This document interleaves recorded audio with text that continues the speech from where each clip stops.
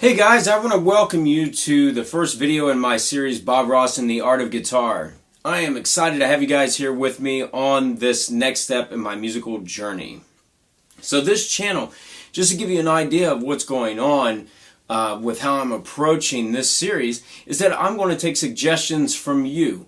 So the lessons, the material that I'm going to be putting out is going to be a variety of things. It's going to be based on topics covering technique, how to learn tunes, repertoire, the business side of things from my personal experience, the way that I've acquired vocabulary on the instrument. Now, being that I'm a jazz guitarist, it is going to skew a little bit more that way, although I am open to talking about other styles as well. So, this is something that's really exciting for me, and you know, I've thought about this name before, using Bob Ross and the Art of Guitar. One of the first videos that I put on YouTube actually was Bob Ross and the Art of Guitar, and I was covering some basic ways that I see scales on the fretboard. So it's come, to full fruition, and it's great to be able to start something else here. So in this particular video, what I'm going to talk about is a question that I was asked, because I'm reaching out to all of you guys and figuring out what is some things that you want to know, because over the years I've had many questions that people have thrown my way, and sometimes it's the same question, sometimes it's a unique question that maybe not everybody is so interested in, and I reply maybe in a more one-on-one kind of response through a message. And one of the things that was asked is, how about a standard? And the first one that seemed to be tossed out was Stella By Starlight. And Stella By Starlight is it's a tune that I really enjoy playing. I think the first time that I learned it was when I was in grad school, and we had to do that song in 12 keys. So later on, I started to put it in odd meters to play around with it a bit, and it's a tune that I really enjoy playing solo as well. So let's see. The way that I'm going to handle this is I'm going to talk through how I'm seeing the tune.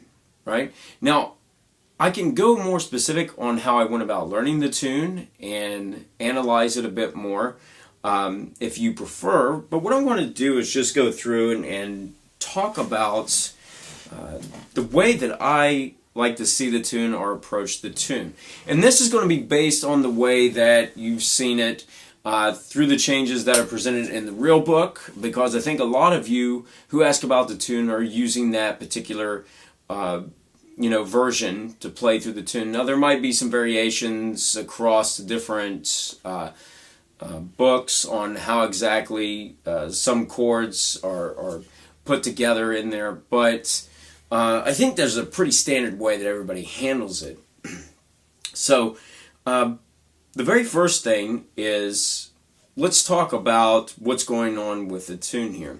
So, there is some questions about the first chord. If you guys are familiar with Barry Harris, he actually talks about the very first chord being incorrect when people look at it as the half diminished, like this E minor 7 flat 5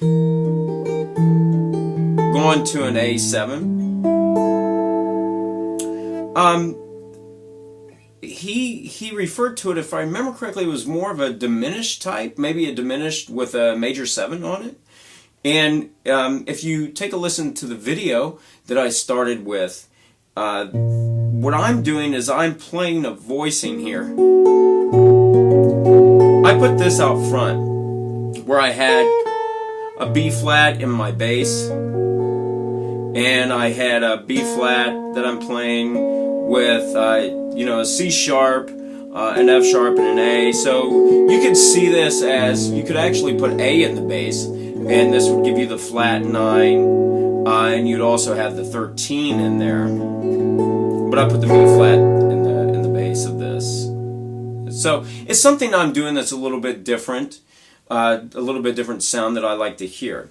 But let's go through the tune. Let's go through how I approach this. So usually if I'm looking at it as E minor 7 flat 5 going to an A7 to a C minor 7, F7 or an F9, what I'm thinking about for the very first chord, and I'm going to strictly talk about my improvisational way of seeing this right now, is that I'm going to use a, basically it's the sixth mode of a melodic minor. Now, I don't like to throw a lot of theory talk out all the time. I will use it from time to time, but in this case, I am going to talk a little bit more about what's going on in my head, how I'm seeing it. So my approach is very derivative on this.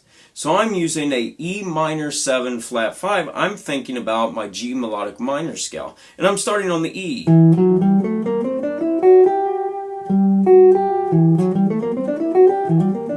Right? So if I'm thinking about what would I play over this, this would be the first thing that I would start to go through and think, okay, I'm going to use that. And then when I go to the A7, I'm going to use the altered scale. So I'm using B flat melodic minor to play over that. Right. And then I go to my C minor 7 to an F7. So I am thinking more like a Dorian sound to Mixolydian, so I'm pulling it from the key center of B flat, because I'm thinking about the big parent scales, where everything's coming from when I'm playing. And then from there, F minor 7 or F minor 9 to B flat, I'm thinking about the tonal center of E flat. Right? So it's like a 2-5 leading there.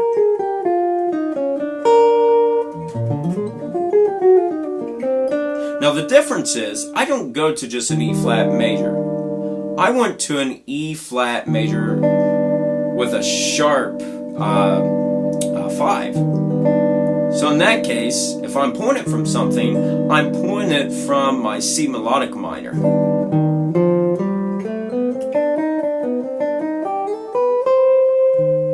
Right?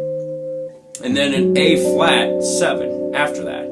So my A flat 7 with a sharp 11, I'm thinking about the D flat melodic minor. Right? So that's where that's coming from for me. And then it resolves up to B flat major. Now I'm just thinking about B flat major. Sometimes, I'll think about the Lydian sound with that, depending on context, depending on what's going on with what I'm hearing around me. So after I resolve to B flat, finally I'm resolving to B flat. Then what I'm doing is I'm going to my E flat minor, E minor 7 flat 5 to an A7 D minor. So in that case, I'm also thinking the same thing I was thinking before. I'm thinking about 3 separate things. I'm thinking about the G melodic minor, a B melodic minor going to a D. In this case, I'm not necessarily thinking about putting that C sharp in there. I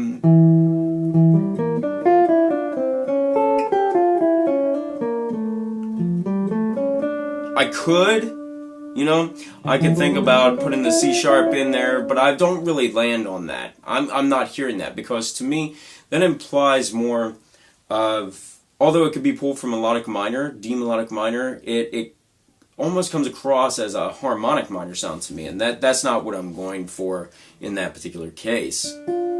So I try to keep it a little bit more open, and not land on the C sharp so much, but one of the other chord tones.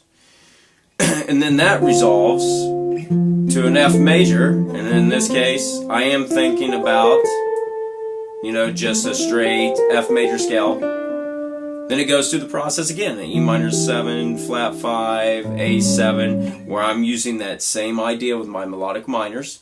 Then I have an A minor 7, flat 5, D7 with a flat 9 I can put in. Sometimes I like to do sharp 9, flat 9, and then keep that flat 9 as the melody note of my G7 with a flat 13. So in this case, with the A minor 7 flat 5, I am thinking about a C melodic minor. Right? And then when I go to my D7, I am thinking about the altered scale over that. So E flat melodic minor is where I'm pulling this from. And then when I finally get to the bridge, I'm thinking in this case about using the altered. Now, the thing is, when I see, because there is a difference that can occur on, what is being implied when you just see a flat 13.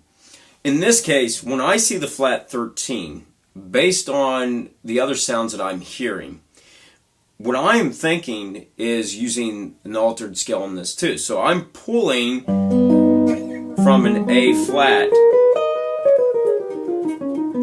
melodic minor to get the sound that I want, right? And then I go to my C minor 11, what I put in, and in that case I'm thinking just straight up like pulling from B flat major, so it's a Dorian sound. A flat 7 with sharp 11, once again coming from that E flat melodic minor and resolving it to a B, that B flat major. At the end, what I have is a series of these minor 7 flat 5 chords, starting with E, then the D minor 7 flat 5, G7, C minor 7 flat 5, F7, and then B flat major. So in this case, I'm doing the same thing that I've done before. I'm thinking about the melodic minor scales that I pull from, right? So I'm thinking about, for the E minor 7 flat 5, I'm thinking about G melodic minor, going to my A7, which is like an old scale, so I'm thinking about the B flat melodic minor. D minor 7 flat 5, I'm pulling and from the F melodic minor. The G7, I'm pulling from A flat melodic minor. C minor 7 flat 5, I'm thinking about the D flat melodic minor, and for the F, I'm thinking about G flat melodic minor over top of this, right? So, and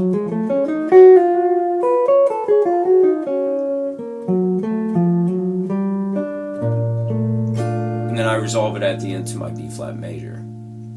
Now, with all that said, you have to keep in mind this first, because this is what I like to do first. That was just an overview. And I can get very technical with the theory side of things and the way that I analyze the tune. If you guys would like for me to do that, I can do that. But one of the first things that I like to do is to make for sure that I can at least go through with chord tones, and that I can use the melody as a device for improvising too. This is something that I've talked about many times in the past, because that's really what separates these chords from coming out. That's how I work on the tune in the beginning. That's how I see the tune when I'm trying to piece it together. And then later on, I use the melody and the musical conversation I'm having around me to influence the way I play over the tune, because I don't like to just do chord running. I don't just run the changes. I like to think linearly about where am I going to go? How am I going to resolve this line? How am I going to communicate it in a way that makes sense to the listener and also gives depth to the harmonic landscape that's underneath? So I want to thank you guys for watching this video, and if you have any more questions about this tune, make sure you leave comments below, because I'd be happy to discuss anything else that you might want to know about my approach to this particular tune, Stella by Starlight. So guys, this is the first of hopefully many videos, because I want to keep this going, and I need your help. If you can hit the subscribe button for me and spread this video around, and let's get this series going. That way I can reach out to other people and share my knowledge, because this is very important to me to be able to do this. And I'm very thankful for the opportunity just to be able to share this information with you guys, and also to have you to appreciate what I do enough to question, how do you think about this, and what do you do about this, and your thoughts on this. It's such a great feeling to know that there's people that support what I do. Thanks a lot, guys, for watching. Please don't forget to subscribe, and I will see you next week.